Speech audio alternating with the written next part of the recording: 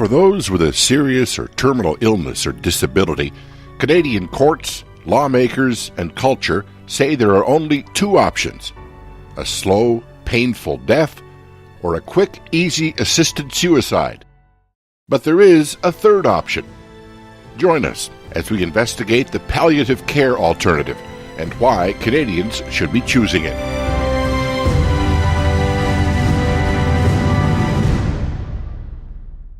Our exploration of palliative care now returns to caregivers. This time, we interview a palliative care nurse who specializes in home care. I'm Helen Hart, and I work in palliative care in the community in Hamilton. I spend time with people in their homes.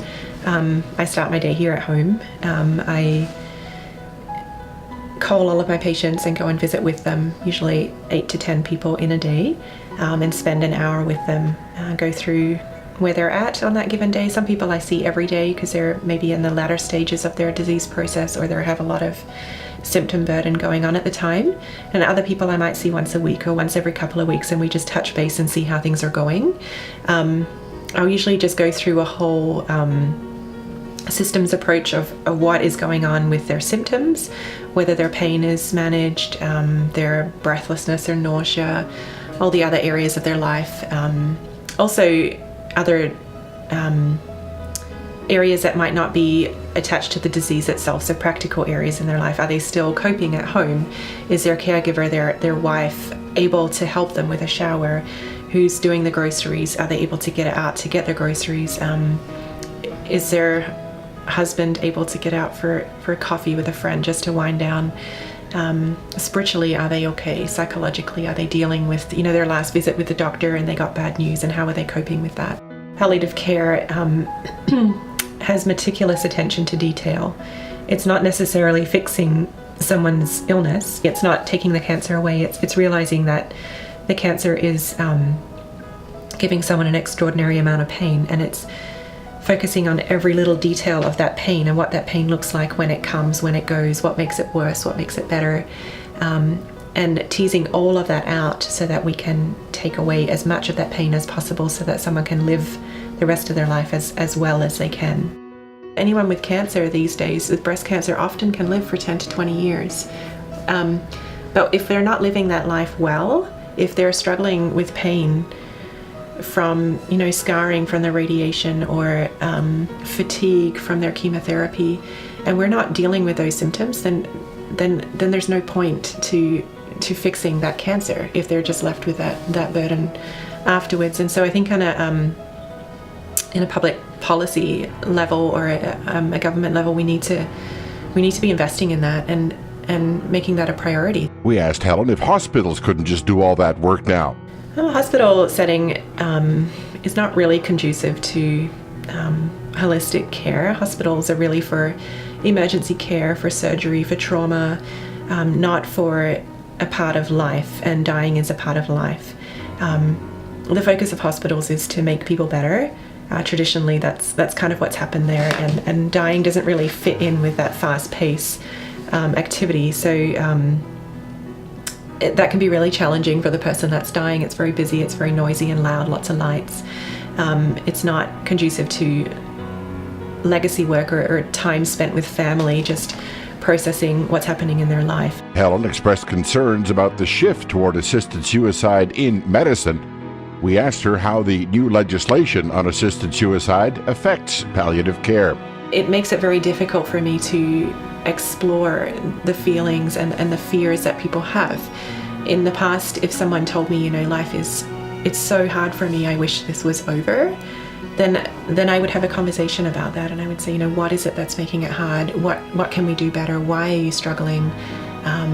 What makes you feel that life isn't worth living? And we would explore all of those areas and then make life as good as it could be for that person. And usually they would come back and say, I had no idea that it could be like this, and I had no idea that it would be so important to bring this closure to my family and be able to help my children face the future. And this is really what palliative care has provided for me, and I actually see the value in my illness now. It's brought me closer to my children, or it's helped me work through a lot of things. And at present, with this new medical aid in dying, it's become a whole area that is almost avoided. And this question comes up, and it's almost like I need to step back, and I'm not allowed to be involved in that care. And it's got to the point that I can't provide that palliative care. I can't cloak someone in the care that they need and are desperately looking for, really, when they voice that. It's just like when someone who is suicidal and says, I just want to end it all. We don't say, okay, let's end it.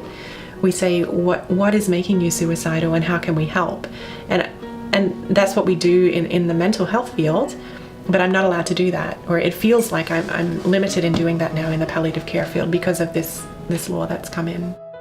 That question has been asked of me many times.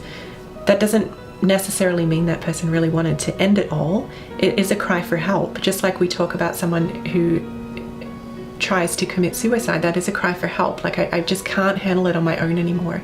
That's a call for me to call in the troops and say, we need to help. We're obviously failing to provide the care that you need. We really haven't delved to the bottom of what's going on here.